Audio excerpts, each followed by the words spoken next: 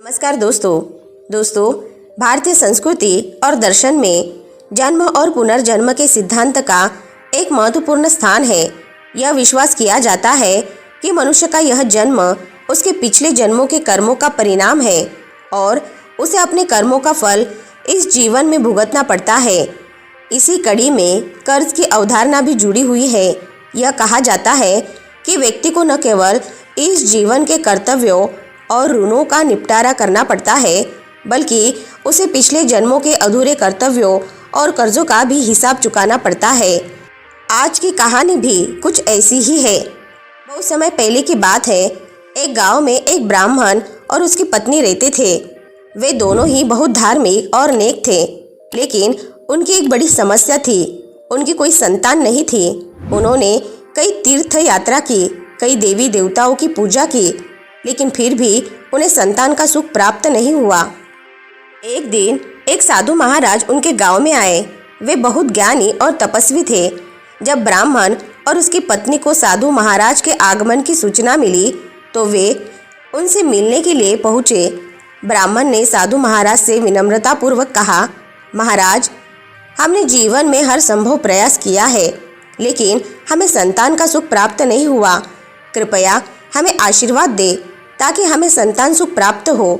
साधु महाराज ने कुछ देर तक मौन साधा और फिर कहा, हे ब्राह्मण, तुम दोनों बहुत धर्मपरायण हो और तुम्हारा जीवन बहुत पुण्य से भरा है, लेकिन तुम्हारे पिछले जन्म का एक कर्ज है जिसे चुकाने के बाद ही तुम्हें संतान सुख प्राप्त होगा।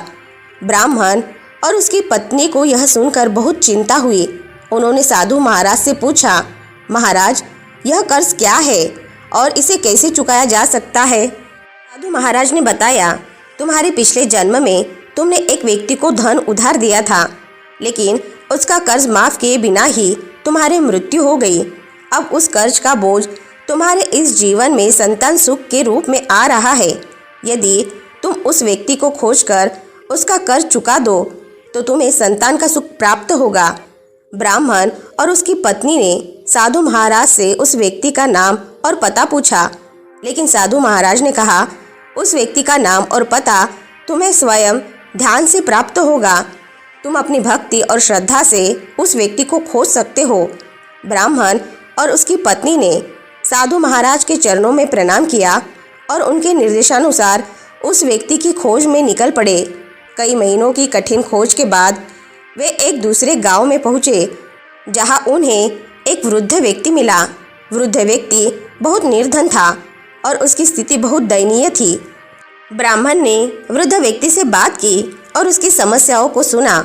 जब ब्राह्मण ने ध्यान से उसकी बातें सुनी तो उन्हें महसूस हुआ कि यही वह व्यक्ति है जिसे उन्होंने पिछले जन्म में धन उधार दिया था। ब्राह्मण ने वृद्ध व्यक्ति से कहा, मुझे मालूम है कि तुम पिछले जन्म में मेरे कर्जदार थे। मैं तुम्हारा कर्ज माफ करने आया हूँ।